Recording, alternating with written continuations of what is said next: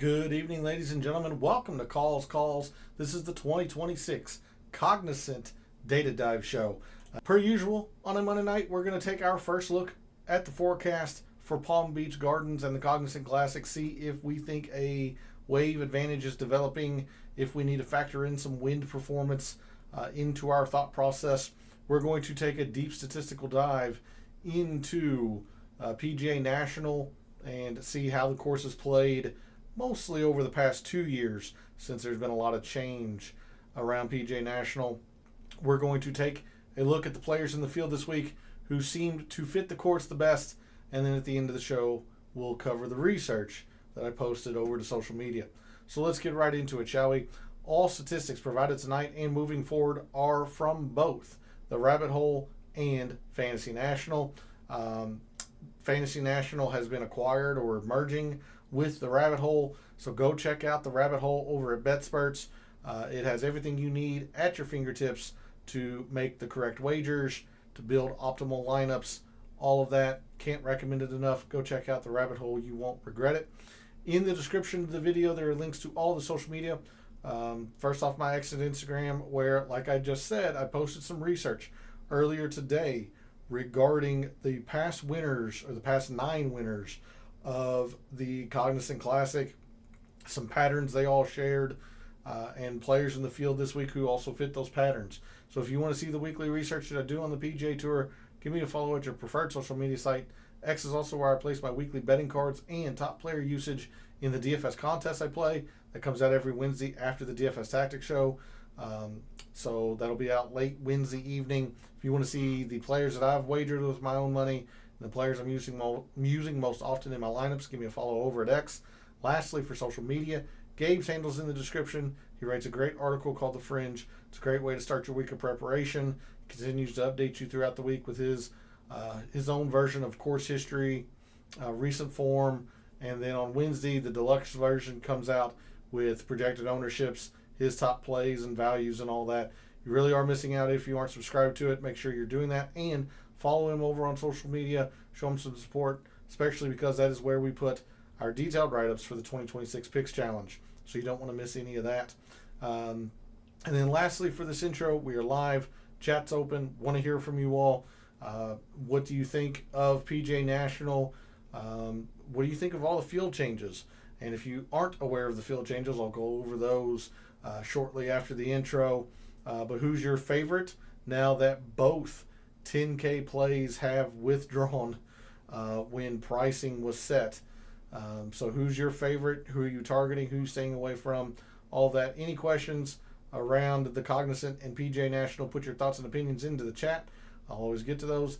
And if you're not able to catch a show live, put your thoughts and opinions into the comments. I'll always get to those as well. So let's get into it. Let's dig into the weeds of the data for the 2026 Cognizant Classic.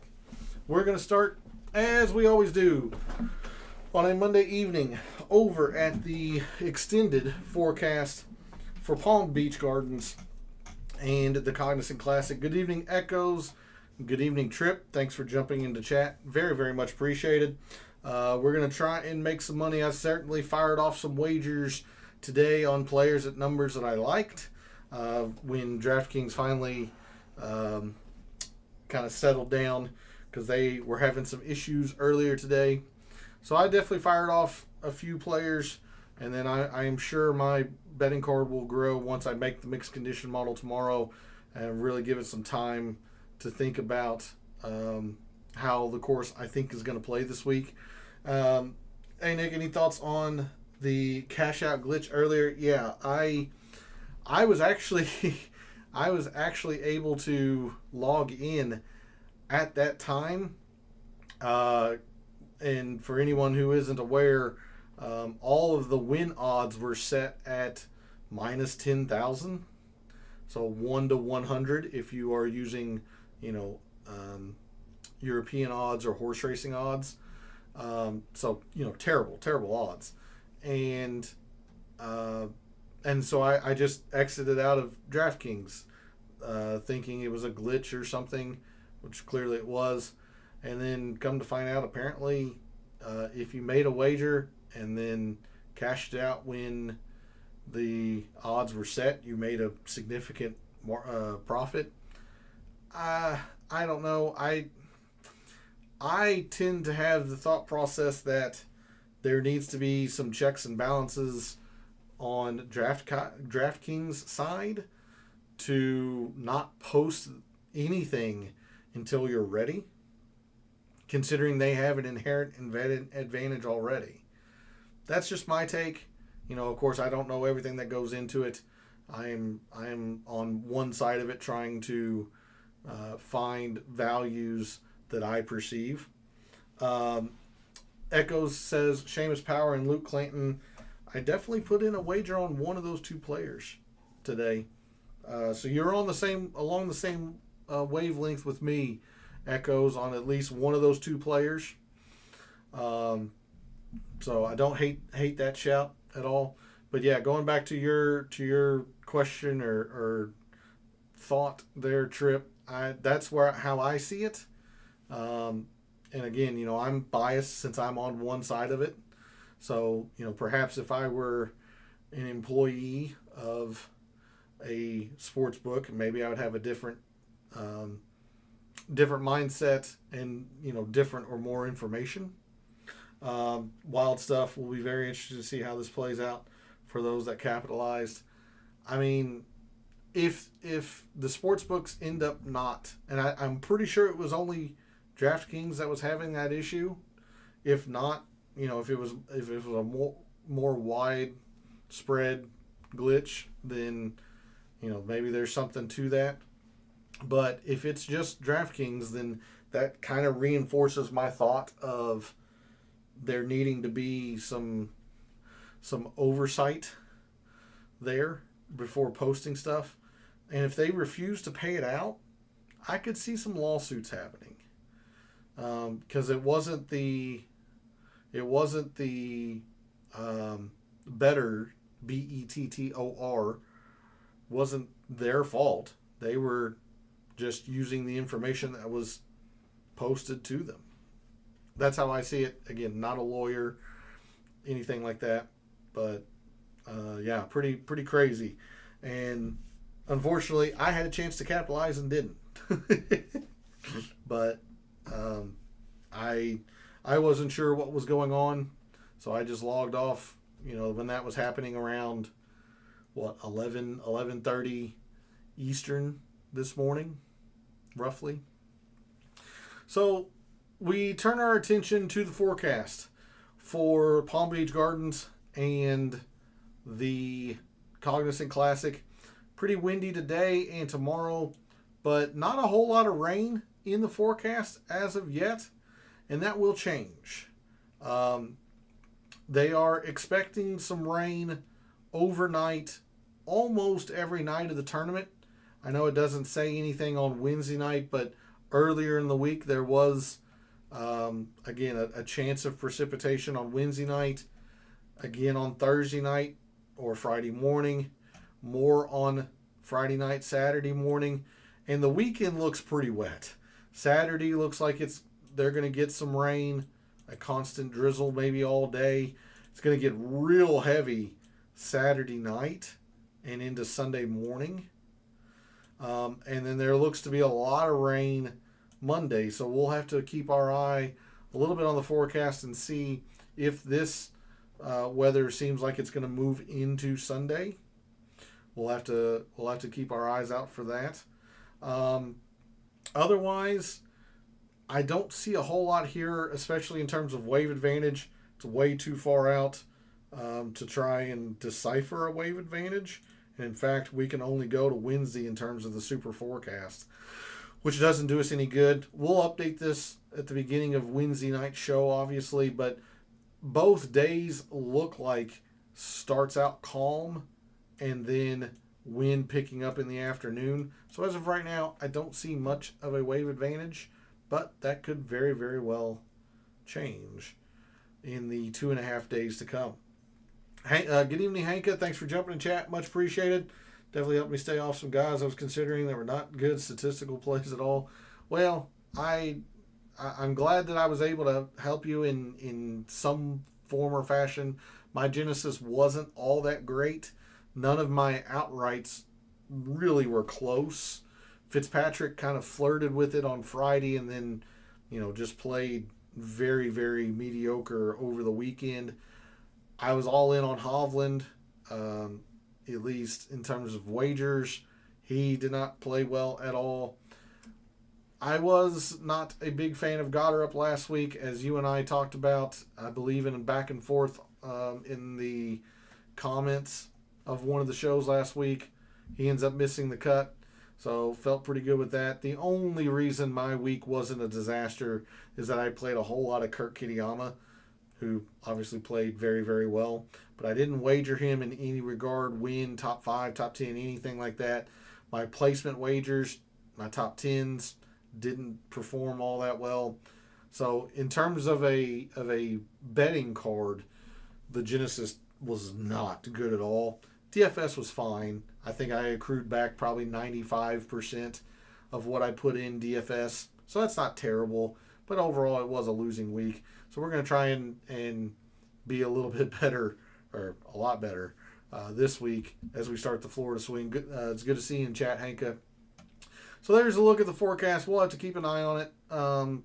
But I don't see any wave advantage early on. Does look like they're going to get a decent amount of rain throughout the week of the tournament. Maybe not beforehand, but again, I think there is a little bit of a chance of rain Wednesday night going into Thursday morning. There's rain in the forecast Thursday night into Friday morning. Saturday looks like it's going to be wet, and Saturday night, I mean, you can see this is 3/4 of an inch at 7 p.m. Like a lot of rain Saturday and Sunday. So we'll have to see how the rest of the week turns out. There's a look at the forecast. We're going to move over to the rabbit hole and bet spurts. I am going to expand the time frame just in case the wind does pick up more than what is showing on Wind Finder as of Monday night, in case it picks up either tomorrow or Wednesday in terms of the forecast. Your top performers in moderate and windy conditions in the field this week for the Cognizant: RNP, Rasmus Nergard Peterson, Shane Lowry, Ryan Gerard, Nikolai Højgaard, Houghton Lee, Kinsei Harada, John Perry, Vince Whaley, and Alex Smalley. In fact, let's redo that, because I was doing some research on my own and using the average per round. Why don't we go by rank? So let's rewind that a little bit. Your top performers in moderate and windy conditions in the Cognizant field this week: Shane Lowry, Ryan Gerard, Nikolai Højgaard, Vince Whaley, Sami Valimaki, Alex Smalley, Max McGreevy, Kevin Roy, RNP, Rasmus Nergard Peterson, and Thorbjorn Olesen. Before I get too much further, I want to make sure I give you the list of field changes that have gone on today for the Cognizant Classic. As I mentioned last night, that this tournament struggles to bring in the top players on the PGA Tour, just due to the fact of its position on the schedule, having played right after two signature events, in kind of a lull in the schedule where players are probably resting for the last time, or maybe because a lot of the premier players will be playing at Bay Hill next week, and they use Bay Hill as the warm-up for the Masters. So this tournament typically has one of the weaker fields throughout the calendar year, and it's even worse or even lower after today. 4 big name players have withdrawn from the field this week. Jacob Bridgman, last week's winner at Riviera, Ben Griffin, Patrick Rogers, and Adam Scott. All 4 of those players. So these 4 players have withdrawn. Jacob Bridgman, Ben Griffin, Patrick Rogers, or Parrick Rogers, apparently, and Adam Scott. So be aware, those 4 players have withdrawn. And it's significant because these 2, Bridgman and Ben Griffin, were the 2 10K players in DraftKings pricing for the contests. So there is not a single, not one, 10K play this week in terms of pricing. So be aware of that. And then make sure you make this note. Those 4 players have withdrawn. Polar Bear in Texas with Rogers on that list. Yeah. So these 4 are not playing this week. And then there have been a lot of additions due to, all these players withdrawing, some sponsor exemptions. I believe the Rabbit Hole has them all. Adam Hadwin's in, Lonto Griffin, Jackson Suber, Snedeker, Higgs, Frankie Sapan, Carson Young, and Chan Kim have all been added to the field this week. But interestingly enough, Brooks Koepka is still in the field this week for the Cognizant. So he's about the biggest name left other than maybe Shane Lowry. Anyway, I just wanted to give you that information as the viewer, that there's been a lot of field changes, and the 2 top priced players, which is going to have a significant impact on DFS come Wednesday night. But anyway, there's a look at your top performers in moderate and windy conditions. We will remove those, and let's look at wet grass conditions, considering we're looking at some rain throughout the majority of the tournament, especially Saturday and Sunday. Your top performers when grass is wet, and whatever, however the Rabbit Hole is measuring that, I truly don't know. Whether that's simply a lot of dew or what. I don't know. But when grass is wet, your top performers in the field for the Cognizant: William Mao, Nico Echeverria, Rasmus Nergard Peterson, Shane Lowry, Thorbjorn Olesen, Alex Smalley, Kevin Roy, Hao Tong Lee, Takumi Kanaya, and Ricky Castillo. Interesting, we'll see if Nico and the Genesis counted. It absolutely did for the first 2 rounds. So that gives me a little bit more confidence, I suppose, in that filter. Probably not going to use it, but it's interesting to look at. In other kind of overarching or big picture views, this is a pretty short course. Maybe not necessarily very short, but certainly short. Par 71 that barely stretches to 7,200 yards. So, on short and very short courses, your top performers in the field this week: Shane Lowry, Max McGreevy, S.H. Kim, Ricky Castillo, Alex Smalley, Andrew Putnam, Patrick Fishburne, Ryan Gerard, Lee Hodges, and Joel Damon. Sorry, there you go. You can see the bottom of that top 10 now. Joel Damon. Davis Thompson, Johnny Kiefer, rounding out the top 12 there. Something else that I noticed that would be kind of interesting. I don't know what this is going to be classified as. I have to imagine at least weak, if not very weak, in terms of field strength. So your top performers in weak and very weak fields: Garrick Higo, Rico Hoey, Matty Schmid, Thor Bjornsson, Vince Whaley, Max Homa, Rasmus Højgaard, Thorbjorn Olesen, Stephen Fisk, Kevin Yu, and Ryan Gerard are your top 11 there. I'm going to click on Higo. Let's see what classifies as a weak field. Worldwide Technology in the fall, Bay Current, Sanderson Farms in the fall. Don't have any disagreements there. The John Deere makes a lot of sense. Corrales, which is an alternate field event. Puerto Rico, alternate field event. Okay. Let's just check one other player that has, double the rounds and see what those are. RSM, Bermuda, Worldwide. Let's go actually into last year proper. ISCO, again, a alternate field event. John Deere, Myrtle Beach, Corrales, Puerto Rico, Mexico Open was weak. Okay, so I would tend to agree with this. So that's interesting when not facing the elite of the PGA Tour. These have been your top performers. Kind of interesting. Maybe not necessarily useful in terms of mixed condition model, but interesting to look at. Let's go ahead and change gears now and go over to Microsoft Excel, and let's take a deep statistical look into PGA National.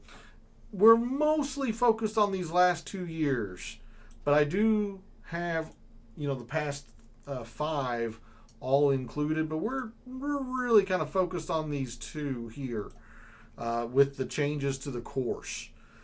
You can see off the tee heavily outweighing the around the green. I don't think that's going to change at all. We'll have a little bit of emphasis on off the tee. Not sure exactly how we're going to want to look at it this week, considering it is not completely imperative that you're in the fairway. If you get way offline, maybe you find some water and stuff, so maybe we look at some distance from edge of fairway stuff, maybe some good drives. But the king of the Cognizant or PGA National, it's about your irons.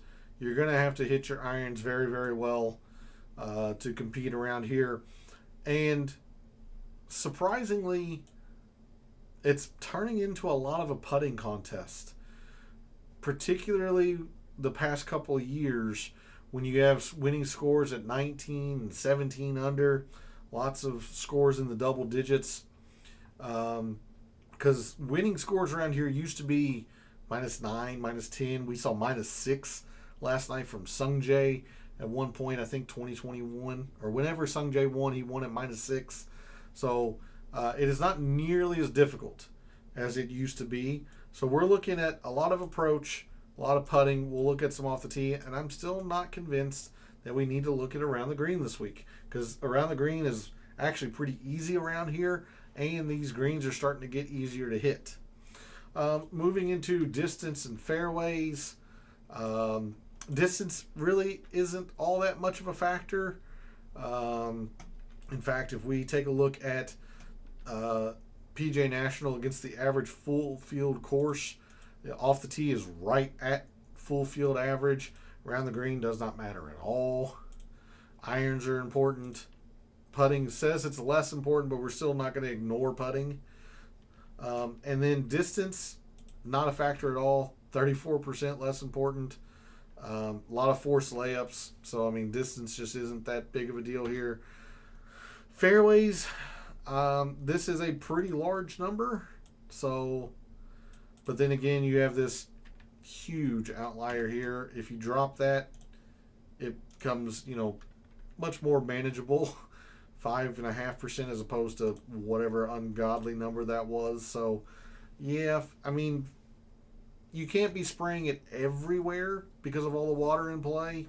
But I don't think, I think it's fairways aren't as important as this might be signifying because of this humongous outlier from several years ago.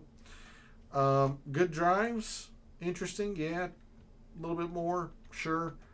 Again, sand saves just not there with it because around the green is pretty easy around PGA National. So if anything, I'm kind of looking at good drives gained in some form or capacity.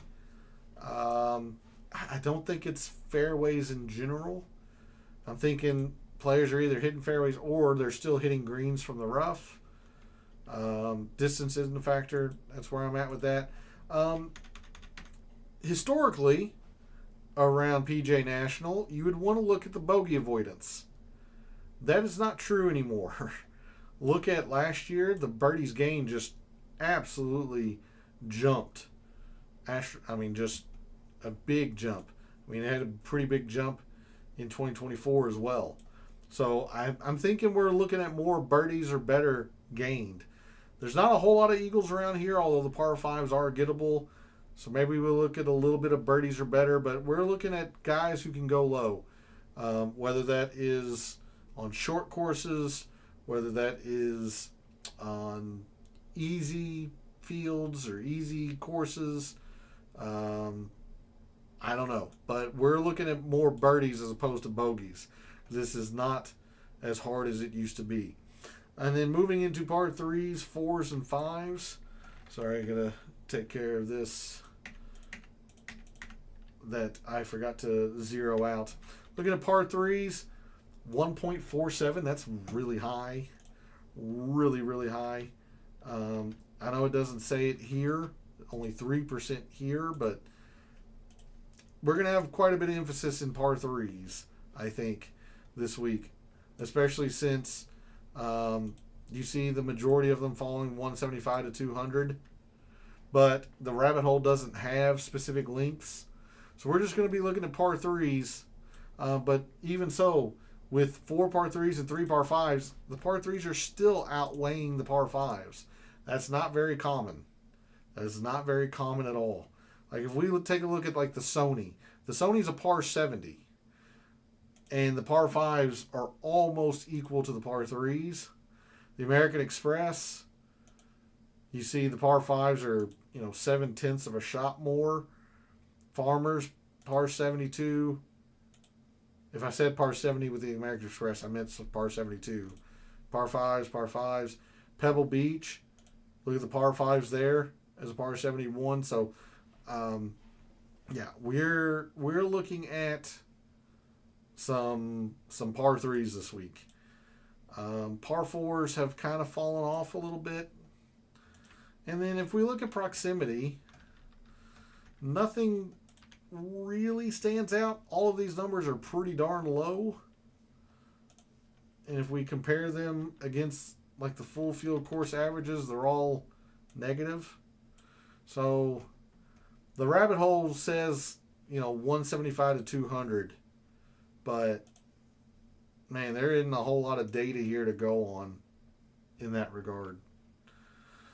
So there's a look at the deep statistical dive into PGA National. And I understand that this is a little bit incomplete, considering Fantasy National has stopped essentially updating since they're merging with the rabbit hole.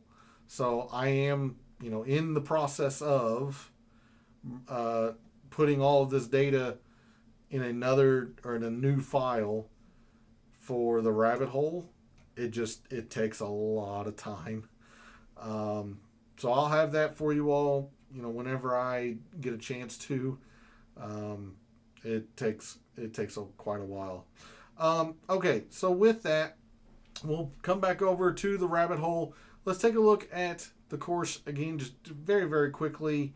See if there's anything here that either backs up what we saw from the data in Excel or maybe points us in a more concise and clear direction. Off the tee, pretty difficult to gain off the tee here, and that's why I still think we're going to be looking at something in here. I don't know what, but something, because it's not distance. Really, there's not a whole lot of penalty for missing the fairway. I don't know. Maybe it's good drives, even though they're a little bit easier here. Oh, interesting approach. We're definitely not going to ignore the approach, even though it's a little bit easier here now, the past couple of years. Around the green, nothing much. Of course, we'll look at some putting. Approach shots. Yeah, I'm still thinking it's the 175 to 200. 21 and some change percent. Same actually with the 150 to 175. So, I don't know. Kind of interesting. All right. So, we come to the players in the field this week. We'll look at off the tee.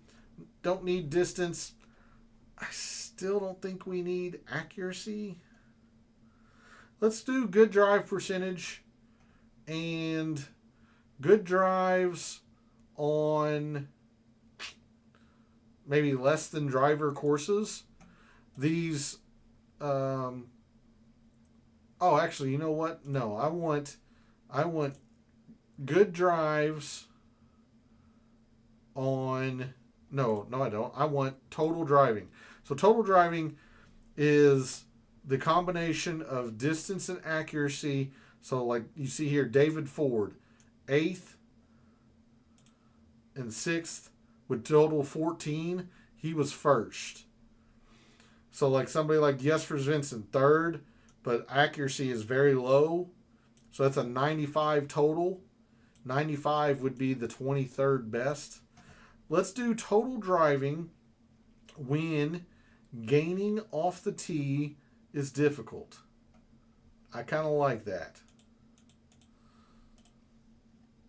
And it's, you see here, difficult to gain off the tee around PGA National. So, your best total drivers when gaining off the tee is difficult and very difficult. S.H. Kim, Hao Tong Lee, Jimmy Stanger. It's only one round, so be aware of that. From the American Express this past year. Isaiah Salinda, Rasmus Nergard Peterson, Davis Thompson, Austin Smotherman, Sudarshan Yelamaraju, Chandler Blanchett, and Jesper Svensson are your top 10 total drivers when gaining off the tee is difficult. We can look at distance from edge of fairway. Yeah, I like this as well. Distance from edge of fairway when you have high water danger. Meaning these guys are very, very accurate, and if they're going to miss the fairway, it's not by much. Davis Chatfield, Takumi Kanaya, Kinsei Harada, Marcelo Rozo, Lonto Griffin, Aaron Rye, Hank Lebiota, Kevin Streelman, Jordan L. Smith, Christopher Ratan. All right. Yeah, I'm going to do something with either total driving. We'll go to good drives for a second, but good drives gained on maybe short courses. Yeah, I don't know. I'm not sure what filters I'm going to want to use in the off the tee department, but your top good drives gained players on short and very short courses: Hao Tong Lee, Jimmy Stanger, Andrew Putnam, Davis Chatfield, Blades Brown, Max McGreevy, Thorbjorn Olesen, Kinsei Harada, Aaron Rye, Charlie Hoffman.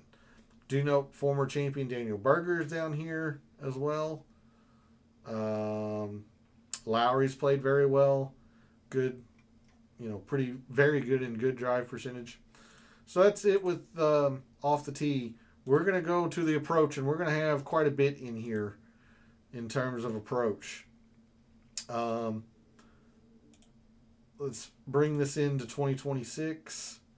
Your top approach players in the field this week at the Cognizant: Austin Smotherman, Ryan Gerard, Johnny Kiefer, Sam Ryder, Chris Kirk, David Ford, Zaching or Marty Doe, David Lipsky, Nikolai Højgaard, Shane Lowry, and Carson Young.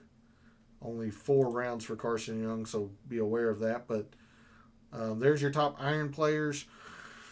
Definitely want greens.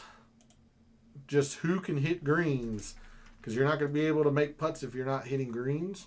Hitting greens with high water danger, because a lot of water protects greens here as well.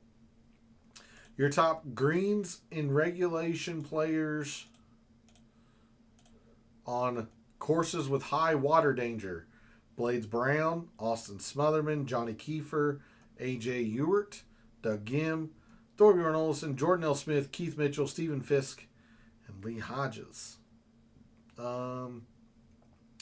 Any going for the green stuff I think we can cover in par 5s. because none of the par fours are attacked off the tee. Maybe the fourth, but still not very much, with a 0.1, 0.1%. So that's the way we're looking at approach, really. Strokes gain approach, greens, maybe. A lot in there. We'll look at proximities. And I think it's safe to say, based on the rabbit hole here, we're looking at the 150 to 200 again. Maybe the 225 to 250, but I would think that would be par fives as well.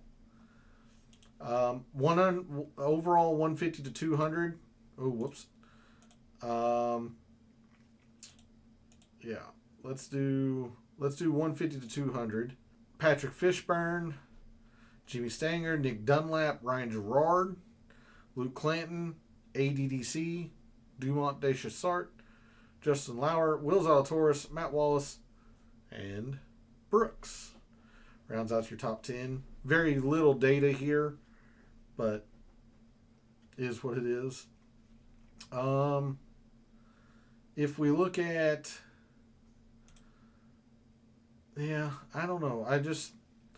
I'm not feeling like rough versus fairway proximities. Like fairway proximity 32, rough 43.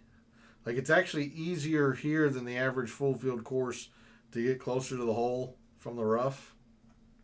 So, not sure. I think, if anything, we would just look at like the 150 to 200, or maybe fairway 175 to 200. But that's assuming the player is going to be in the fairway, and that's not a guarantee. So I don't really like that. I don't know. What do you all think in terms of proximity? I'm thinking just the 150 to 200 overall, but I could perhaps be persuaded to look at something in the fairway or the rough. Again, skipping around the green, I just don't see it being a big factor this week. We're going to go to putting, and we're going to expand this time frame, and we're going to look at putting on Bermuda. We can also look at specific TIF Eagle Bermuda, but let's just start with Bermuda for now. Your top putters on Bermuda greens, going back to the beginning of last year: Frankie Sapan, Rasmus Højgaard, Matty Schmid, Nico Echeverria, Sam Ryder, Lee Hodges, Davis Riley, Sammy Valimaki, Kevin Roy, and Seabez are your top 10 in terms of putting. And I just realized that I don't think I changed the page view, so I'm hoping you all can still see that. If not, I'll recover some off the tee in the approach. But I apologize for that. I didn't realize I had not switched the focus back to web page as opposed to Microsoft Excel. Sorry. There's a look at your top Bermuda putters. Let's go ahead and expand the time frame and bring in these specific courses. So we're looking at Bay Hill. We're looking at I need to cancel. Let's get the Bermuda out there. All right. Bay Hill. We want the Plantation course, PJ National, Plantation, Port Royal, and Sea Island Seaside. These are the courses that specifically have TIF Eagle Bermuda listed by the GCSAA. Your top putters on TIF Eagle Bermuda, going all the way back to the beginning of 2022, just to give guys enough rounds: Sam Ryder, Nico Echeverria, Bo Hostler, Chris Ventura, Christo Lompracht, Vince Whaley, Andrew Putnam, Eric Cole, Sammy Valimaki, and Mackenzie Hughes are your top 10 putters. So give those guys pretty good boost because there's going to be decent putting this week. Reset that. Bring us back into this year. Take a look at a couple more things, and we'll go to the early look file, and then the research. Scoring. Let's do scoring when it is, I'm going to say easy. I don't think this is going to be very easy, but let's do easy. When courses are easy, your top birdies or better players on courses that are easy. Wow, there's not a lot of rounds here. There is there. 1/125 to 2026. Let's add the very easy, even though I don't think PGA National is going to be very easy. Yeah, at least we get some more rounds. That's what I'm more concerned about, is the amount of data. All right, your top birdies or better players. Number of, or rate that the player gets a birdie or better. Rasmus Nergaard Peterson, S.H. Kim, Austin Smotherman, Michael Brennan, Johnny Kiefer, Haotong Lee, Will Zalatoris, Zach Bauschow, I think is how you say that, Jordan L. Smith, Marcelo Rozo. We're going to be focused on the birdies or better, absolutely. Historically, we would look at bogey avoidance. Not here, not now. Not the way the course has been set up the past couple of years. It's starting to trend easy. If we want to take a look at birdies or better, on short courses. Top players at getting birdies on short courses. Rasmus Højgaard, Johnny Kiefer, RNP, Sudarshan Yelamaraju, Camilo Villegas, S.H. Kim, Jesper Svensson, Ricky Castillo, Will Zalatoris, and Austin Smotherman. Definitely going to look at par threes. And even though these aren't labeled difficult by the rabbit hole, they're just average, they are the toughest holes on the course. So, your top par 3 performers early on in 2026 in the field this week for the Cognizant. Blades Brown, Chan Kim, Matt Kuchar, Patrick Fishburne, Stefan Jaeger, Seamus Power, Rasmus Højgaard, David Ford, Nikolai Højgaard, David Lipsky, Shane Lowry, and Ryan Gerard. All right. I'll bring us to there. We're going to go to the early look file. This is performance at PGA National in the past 5 years. I decided to keep 5 years of data for the Cognizant, even though the course has changed pretty drastically over the past 2. There's an argument for and against. So I'm just telling you, this is in the past 5 years, not 2. But you see, like Adam Hadwin has finished 8th in his one try in the past 5 years here.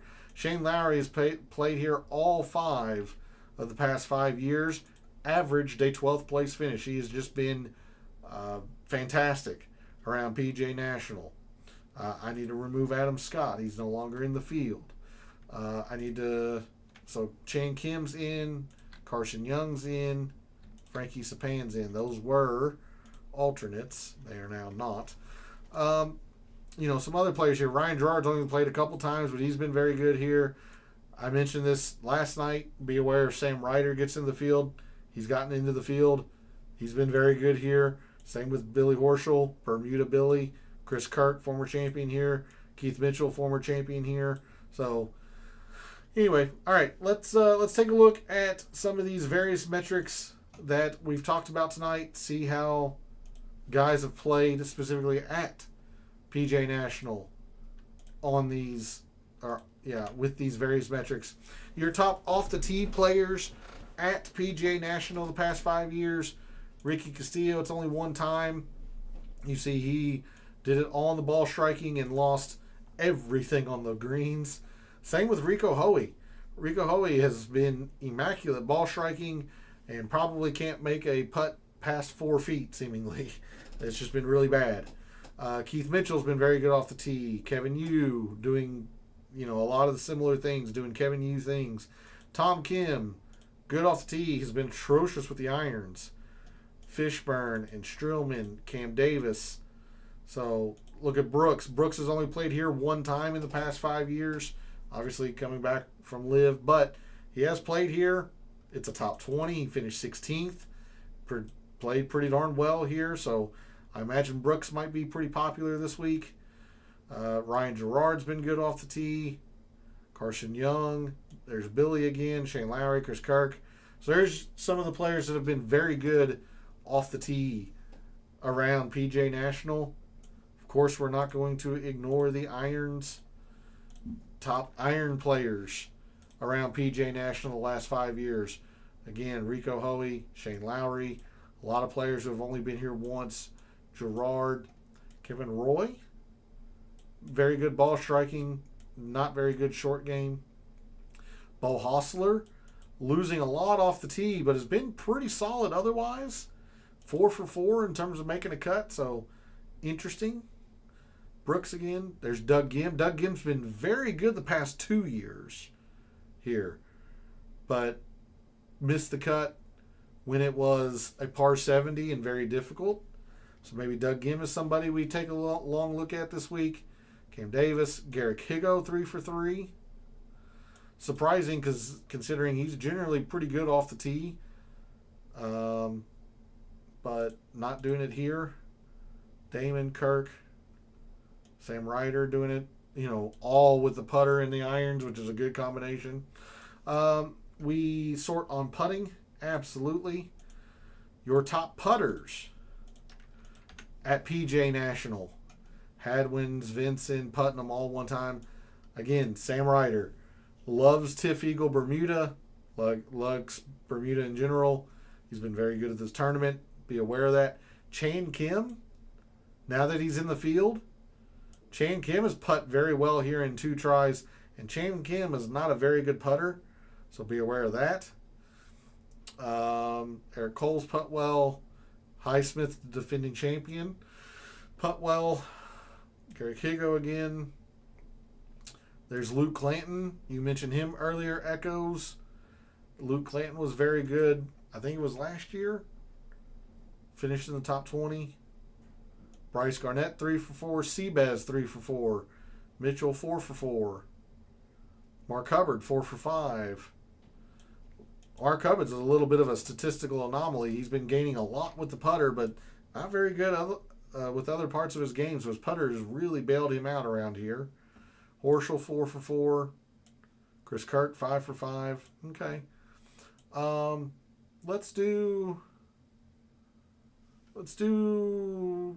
just go all the way to birdies. Top birdies gained players. The Esters Vincent. So Sam Ryder of all of the players who have played here multiple times.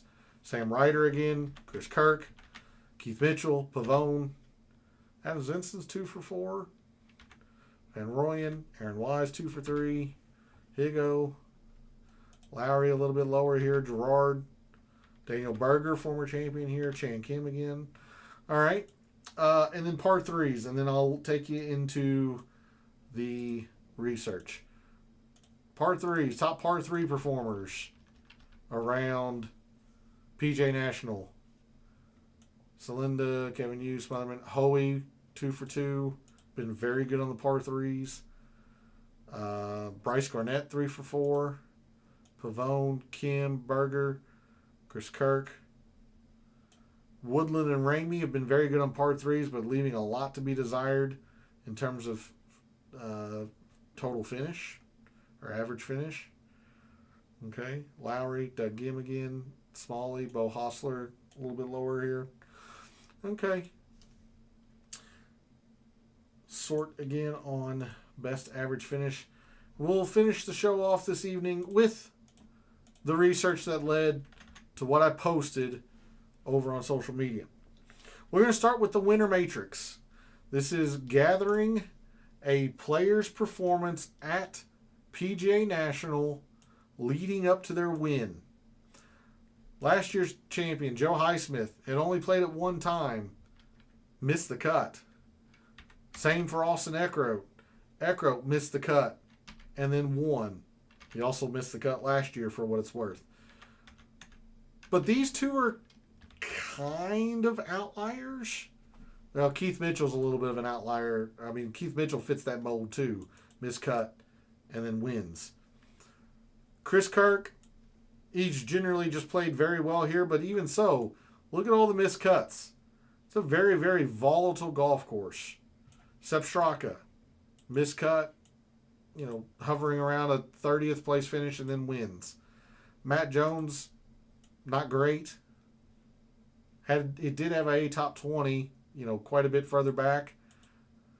So I've put the dotted line here at 2017. And I'll show you why here in a moment. But there is something very, very consistent about each winner going back to 2017. Not only had they played it before, we don't have any first-time winners. We don't have any first-time winners going back to 2017. In fact, you have to go all the way back to, I believe, 2008 before you find the most recent first-time winner at PGA National. But also, they played it the year before. They might not have done well. See Keith Mitchell. See Justin Thomas. See Joe Highsmith and Austin Eckroat. But they at least played it the year before. They're familiar with the course. So that's one of the first things I noticed. Is that these champions all played it the year before and have at least played it before. So keep that in mind. All right, let's take a look at their most recent event. Again, the dotted line signifying Ricky. Not a whole lot of consistency here. Like the Genesis was an invitational style field. WGC was a very limited field. So not a whole lot there. Most of these players have been, pretty good in their most recent event, but not all of them. 2023, that's Chris Kirk. Missed the cut at the Waste Management and then comes here and wins. 2019, Keith Mitchell missed the cut at the Genesis and then comes here and wins. So not a whole lot of consistency there. Not a whole lot of consistency in terms of strokes gained. I mean, yeah, generally speaking, most of these guys had putt well, but like you take a look at Austin Eckroat. Austin Eckroat lost metric tons in Mexico before winning at PGA National. So not a whole lot there. Not a whole lot in driving. I've harped on it all week, but there is something that all of these players have generally done pretty well at. They were pretty darn good in their par threes last time out. Yeah, two of them were a little bit lower than field average, but most of them had gained on their par threes their previous time out. So that was another thing I noticed. But the most interesting fact or pattern that I have seen from all of these winners going back to 2017. Let's take a look at their early season form. Again, sorry that these aren't color coded. This is just Fantasy National, not updating anymore. So sorry, not much I can do with that. But let's take a look at these past champions and how they've done early in that season. Joe Highsmith came in off a top 20. Also, and notice, it was a full field event. Austin Eckroat was okay in Mexico, but had a top 25 in a full field event. Chris Kirk, 2 top 5s in a full field event. Sepp Straka had been playing pretty well. I didn't highlight the Genesis because the Genesis isn't a full field event. Even back in 2022, it was not a full field event. But he still had a top 20 in a full field event early on in that year. Matt Jones, 2 of them. Sungjae, 2 of them. Keith Mitchell, Justin Thomas, and 2. Every single champion going back to 2017 had a top 25 in a full field event early on in the year. So those were the 3 criteria that I put forward over on social media. They've played PGA National before, so no first-time starters. Preferably had played it the year before. They had gained on par 3s, their most recent event. And they had at least one top 25 in a full field event early on in the year. Those 3 criteria narrowed down the field to 9 players. 9 of them. So I put that over on social media. I know I put it on X. Don't remember if I put it on Instagram because I usually don't go to Instagram. But I put that over on social media. If you want to check out that list, I ask that you go over there, take a look. If you like what you see, give me a follow, because I tend to post research every Monday regarding the tournament of the week. And that probably gives you a sneak peek on some of the players that I put on my betting card. Marty Doe, Ryan Gerard, Nikolai Højgaard, S.H. Kim, Patton Gazire, 310 to 1. Patton Gazire fit all of the criteria. David Lipsky, Keith Mitchell, somebody that Echoes shouted out earlier, Seamus Power, and Adam Scott, who actually withdrew after I posted it, so you can remove him. These players here, these 8, they would qualify with the exception of that they were even on par 3s their last time out.